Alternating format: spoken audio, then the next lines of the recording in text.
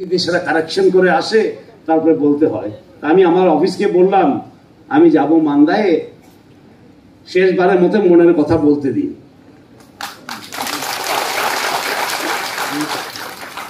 আগামীবার থেকে লিখে নিয়ে আসবো, এবার মনের কথা বলতে দিন নিজের লোকের সঙ্গে। এবং মান্দায় আমি বহুতবার এসেছি, যখন যুবক ছিলাম তখন রামপ্রসাদ পালের সঙ্গে এসেছি সংগঠন করার জন্য, মন্ত্রী হয়েছি তো হলে বক্তব্য রেখেছি। আর আজকে মান্দায় একটা ইতিহাস সৃষ্টি হচ্ছে যে একটা তেলেঙ্গানার গভর্নর এসে এখানে সম্বর্ধনা নিচ্ছে। আমি প্রথমেই প্রধানমন্ত্রী এবং আমাদের প্রেসিডেন্ট শ্রীমতী দ্রৌপদী মুর্মুজিকে ধন্যবাদ জানাই। উনি এই প্রথমবার ত্রিপুরা থেকে ত্রিপুরাকে সম্মান দিয়েছে। ৭৫ বছরের পর এখানে কোনো লোককে রাজ্যপাল বানিয়েছে, সেটা একটা বড় স্টেটের। এবং আমি ধন্যবাদ জানাই আমাদের চিফ মিনিস্টারকেও, কারণ ওনার চিফ মিনিস্টার কালেইতে এটা সম্ভব হয়েছে।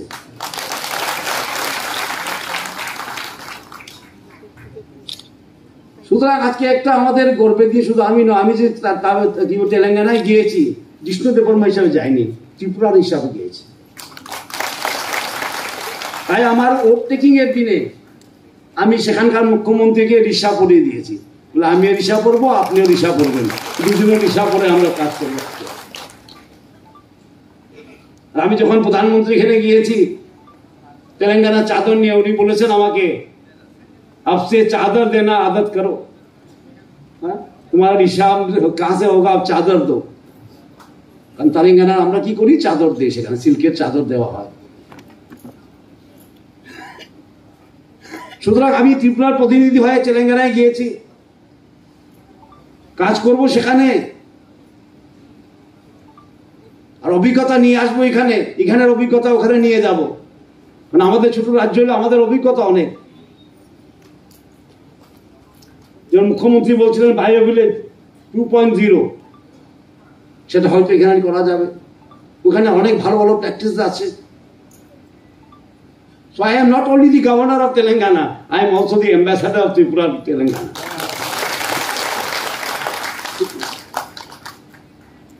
এবং বিশেষ করে আমাদের জনজাতি ভাই বোনদের জন্য আমি বলছি, এই প্রথমবার একটা জনজাতি সম্প্রদায়ের লোককে মোদিজি এবং দ্রৌপদী মুর্মুজি সম্মান দিয়েছে।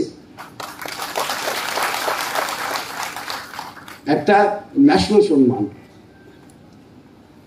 ত্রিপুরার পরিচয়ের পথ এই মাত্র খুলল।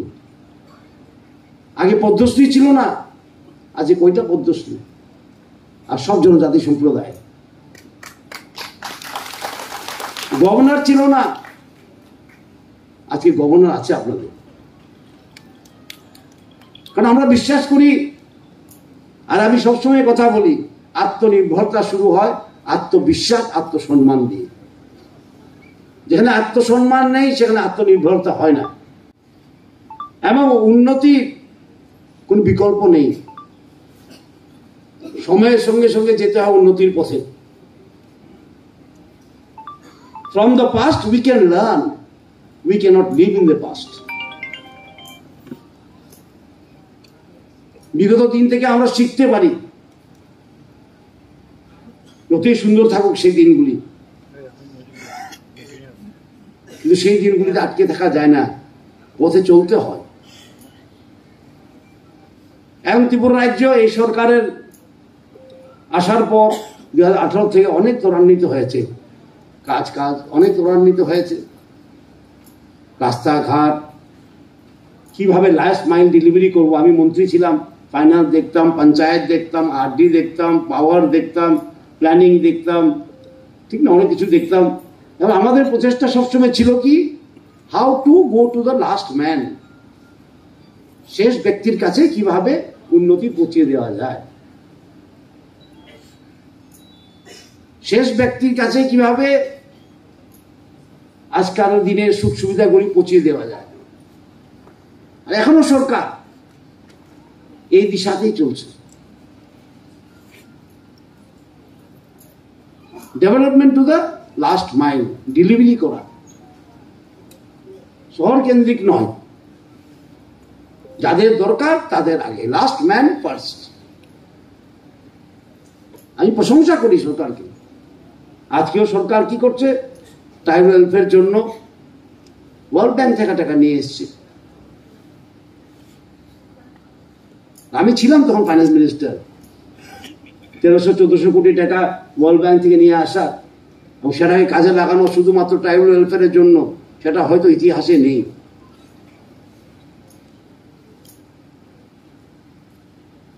এবং সুতরাং এই সরকারও, আমাদের রাজ্য সরকারও একটা ইতিহাস তৈরি করা হচ্ছে এখানে, উন্নতির ইতিহাস। একটা আন্দোলন হচ্ছে, উন্নতির আন্দোলন। আজকে আমাদের সঙ্গে মথাও এসে গেছে, আমরা সব একভাবে কাজ করছি। আইপিএফটি আমাদের সঙ্গে আছে, আইপিএফটি আমাদের সঙ্গে আছে, মথা আমাদের সঙ্গে আছে, জনজাতি মোর্চা আমাদের নিজের সংগঠন আছে। সুতরাং আজকে সব ডেভেলপমেন্টের পক্ষে আছে।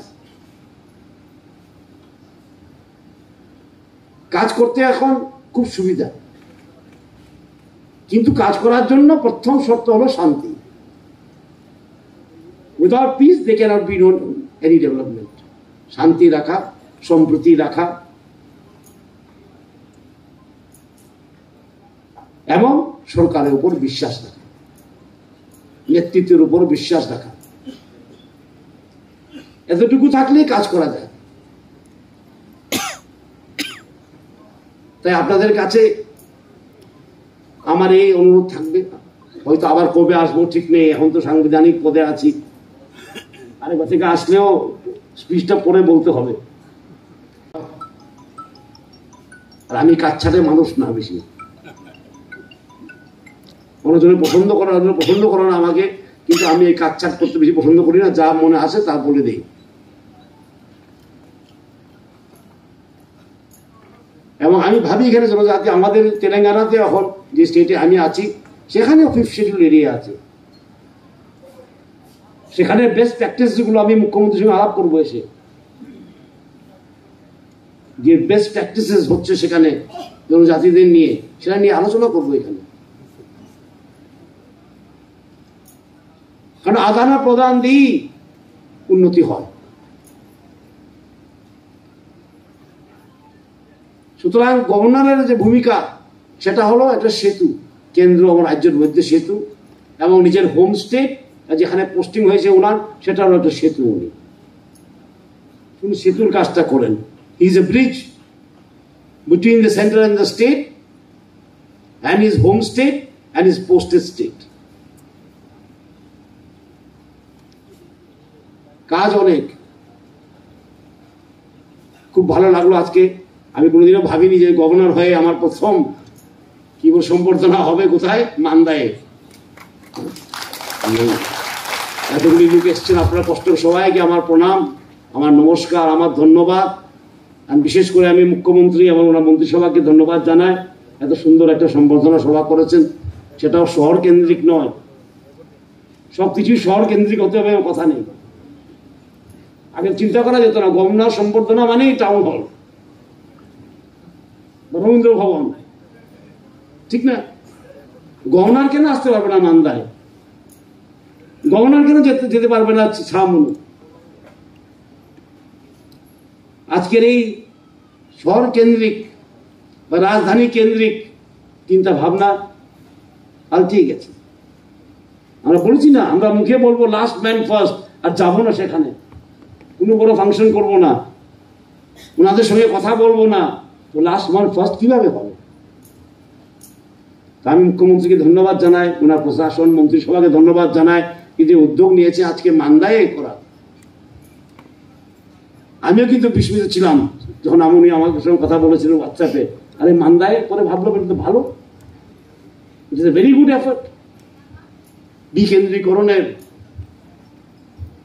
যেমন একটা তেলেঙ্গানা রাজ্যের, একটা বড় রাজ্যের গভর্নর এসে মান্দায় বক্তৃতা রাখা, সম্বর্ধনা নেওয়া, সেটা আমাদের জনজাতির জন্য গর্বের বিষয়। এটা দিয়ে বোঝা যায় যে সরকার গ্রামমুখী, এটা দিয়ে বোঝা যায় সরকার গ্রামমুখী। সুতরাং ওনার প্রশাসন এবং মন্ত্রিসভাকে ধন্যবাদ জানাই। এত সুন্দর সম্বর্ধন সভা ওরা আয়োজিত করেছেন, আপনারা এসছেন কষ্ট করে, আগরতলা থেকে অনেকজন দেখি, আপনাদেরকেও ধন্যবাদ জানাই।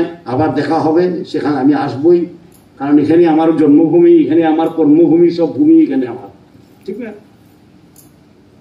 এবং আপনাদের সবাইকে নমস্কার দিয়ে আপনাদের বিদায় নিচ্ছি।